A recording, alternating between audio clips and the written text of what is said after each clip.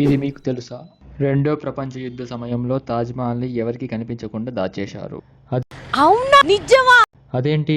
అంత పెద్ద కట్టడాన్ని ఎవరికీ కనబడకుండా ఎలా దాచిపెట్టారని ఆశ్చర్యపోతున్నారా? ఎలానో చెప్తాను, ఛానల్‌ని సబ్స్క్రైబ్ చేసి పెట్టుకోండి. చెప్పు.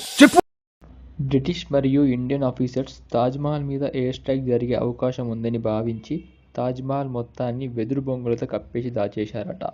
మన ఎనిమీస్‌కి ఆకాశం నుండి చూస్తే అది ఒక సాధారణ కన్‌స్ట్రక్షన్ సైట్‌లా కనిపించేదట. ఇది సూపర్ ఐడియా కదా! ఇంకో ఆశ్చర్యకరమైన విషయం ఏంటంటే తాజ్‌మహల్‌ని దాచిపెట్టడం ఇలా ఒక్కసారి కాదు.